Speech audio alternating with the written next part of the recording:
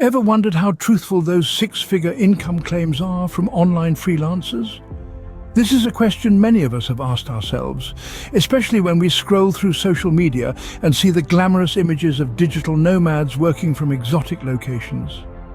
The allure of the digital nomad lifestyle is strong, with its promise of financial freedom, flexible hours, and the ability to work from anywhere. But what is online freelancing, really? At its core, it's a way of working that leverages the power of the internet to connect skilled professionals with clients who need their services. From graphic designers and writers to software developers and marketing consultants, an increasing number of people are choosing to offer their skills as services, cutting out the traditional employer-employee relationship. Yet, as we all know, with great power comes great responsibility. And in the world of online freelancing, that responsibility often lies in the hands of the freelancer themselves. They have to market their skills, find clients, negotiate rates, and manage their own finances. It's not an easy path, but for many, the benefits outweigh the challenges. However, what about those claims of six-figure incomes? Is everyone really earning that much? Or perhaps more importantly, is it even possible? That's the question that we're going to tackle in this video. We're going to delve into the world of online freelancing, unearthing the truth behind those flashy income claims. We'll look at the realities of the freelance economy, explore the factors that influence how much money freelancers actually make, and consider whether the image of the wealthy digital nomad is a reality or a carefully curated illusion.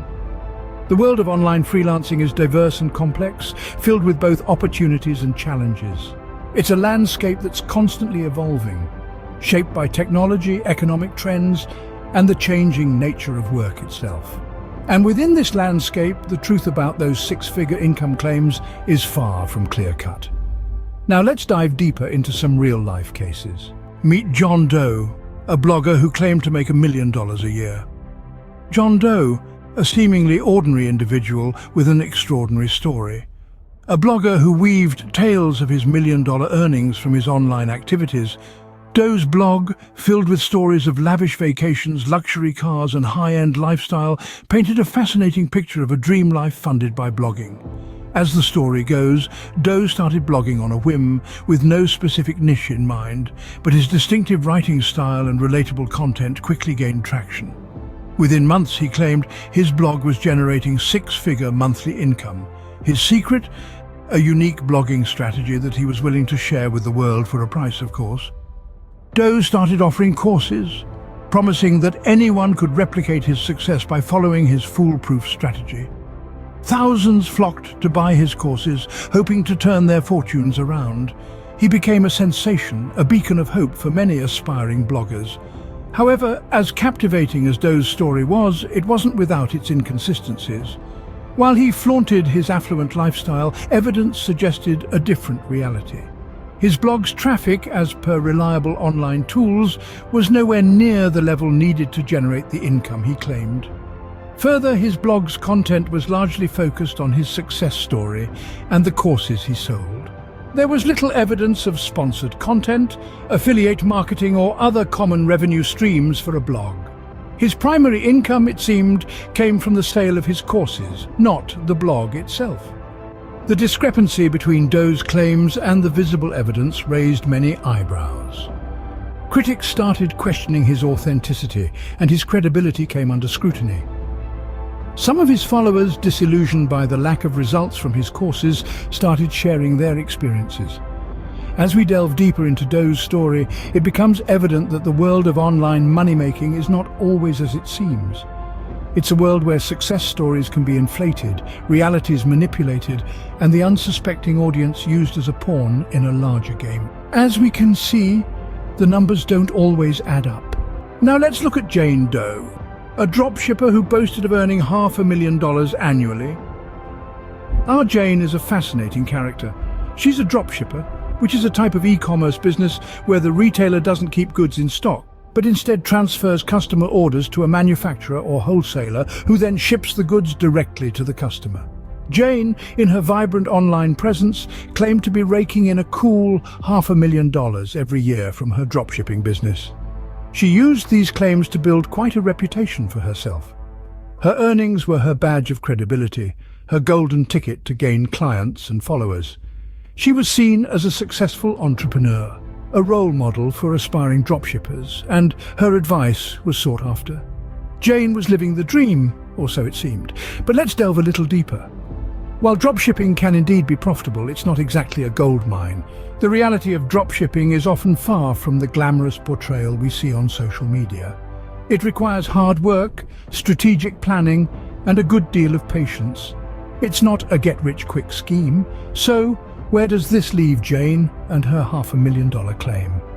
Well, upon closer inspection, the numbers just don't add up. Her social media following, while substantial, isn't nearly large enough to generate the kind of sales she claimed. Her website traffic, too, is inconsistent with her stated earnings. Furthermore, Jane was found to be selling courses on dropshipping, using her supposed success as a selling point. It raises the question, was her claim of high earnings a marketing strategy to sell these courses? Could it be that her real income was derived not from dropshipping, but from selling the dream of dropshipping to others?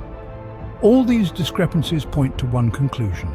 Jane's claim of earning $500,000 annually from dropshipping appears to be at best a gross exaggeration and at worst a fabrication.